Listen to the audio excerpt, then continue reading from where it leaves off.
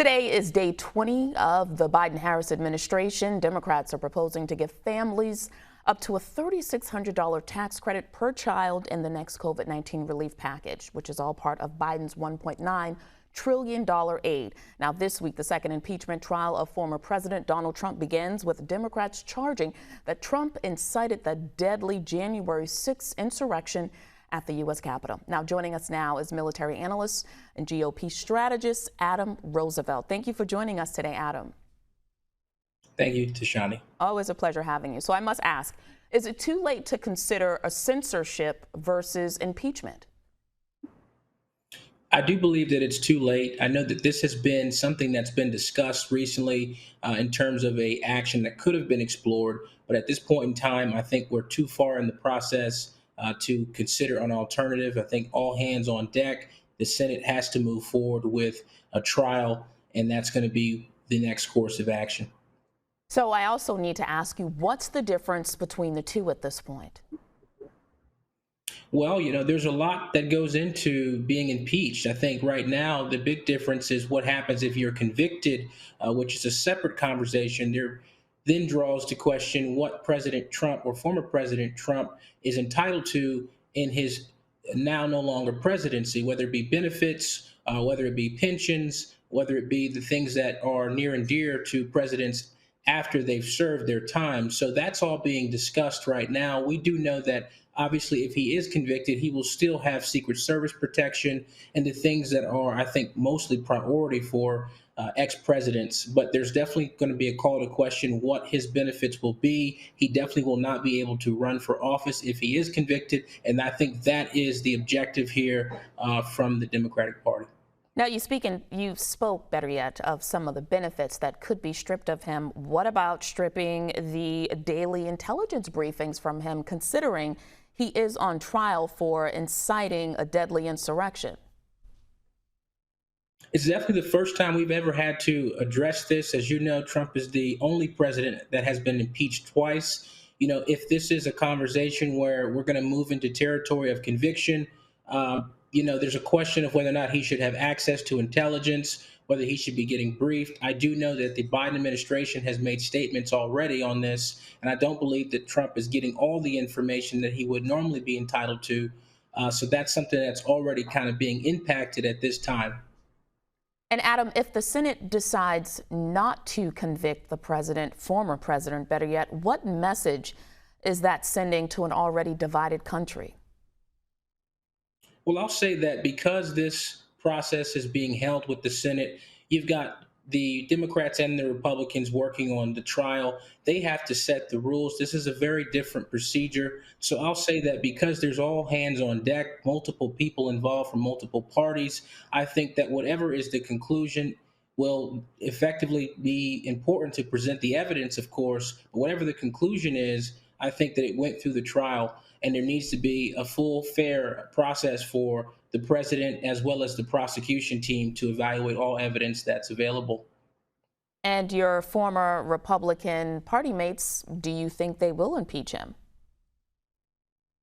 I think we have that information already. I know 45 senators already have claimed or committed to not supporting this action. So I think right now the Democrats are going to have to get dynamic. It's no different than any other case. They're going to have to be really dynamic about how they sway the remaining folks that they need to push this forward. But I don't see this happening. I don't see it going forward where those Republicans are going to break the ranks to support this impeachment. And where do you stand, Adam? Do you believe that the former president should be held accountable for January 6th?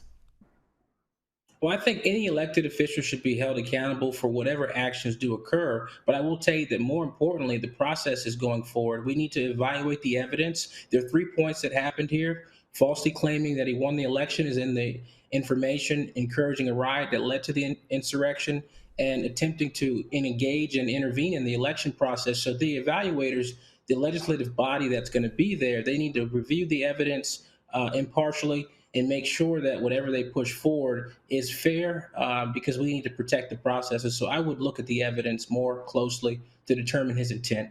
And what more evidence would you need, Adam? Well, I'll tell you this. I think some of the information that they're going to be presenting is also looking at other members within Congress who've also been more direct in citing violence. I think that the defense is actually going to present that evidence as well, because there has to be a standard set for all members, not just the president. So I think that that's going to be important. I know Maxine Waters, there's been some names out there that have been pushed out as people who've been direct.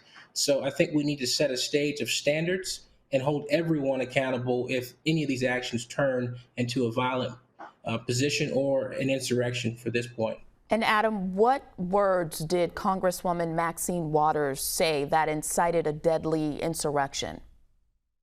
Well, I'm not comparing it to the insurrection directly, but I am comparing it to the fact that people were charged with a mission to engage Republicans aggressively, and that is something that's coming from a leader of, an entire district. That could motivate people to go and do things that are very violent. That can go and motivate people to do things that are engaging and that are very dangerous for the American people. So my thing is that we need to hold everyone accountable. There's definitely a flavor of if a person has been passive with their words or very direct, and I would say that we need to hold the standards for everybody. And Adam, if I'm not mistaken, I believe I heard you say that could, not that did, correct? That's correct. And I'll tell you, every action has a pre-action. I'll tell you that what was said from the president's voice on the stage, I don't think he directly pushed forward for these people to engage the Capitol. I think people are reading it however they want to take it, whether it be context. Adam, I'm sorry to cut he, you off, sir. If we're not mistaken, and I'm sure we have that video that we all heard, the president said, "It's time to fight like hell. We're going to storm to the Capitol." Sure. And you have to show strength, not weakness. What would one take that as if it wasn't a direct order to do such? Johnny, I think it depends on who's receiving it. Had I been in the crowd, I don't think that would have motivated me to run into the Capitol. In fact, I know that it wouldn't have. So I think that the message is received by individuals across multiple segments in the Republican Party, and it just so happened to be received by individuals who are not like us and are very extreme, and we denounce those folks indefinitely. But I'll tell you that if the message had been heard by me and I was there, I would not have done what they had did. Clearly. And so far, we have nearly 200 arrests from those involved in that deadly insurrection. So they all got the wrong message as well?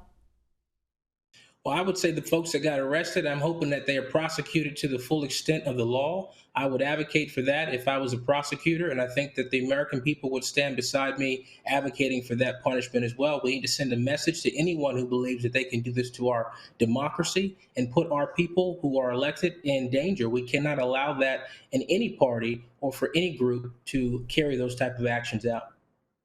GOP political strategist Adam Roosevelt, thank you for joining us. And yes, hopefully lawmakers will hold all those responsible for inciting violence responsible. Always a pleasure having you, sir. Have a good day. Thank you. Thank you, Tashani. Nearly 5 weeks after the insurrection on Capitol Hill, the Senate is preparing for the historic second impeachment trial of former President Donald Trump. BNC will have special team coverage starting tomorrow with Laverne McGee and Dell Walters, our Washington, D.C. bureau chief, and Dr. Laura McNeil, our chief legal analyst. Again, this all starts tomorrow, February 9th at noon.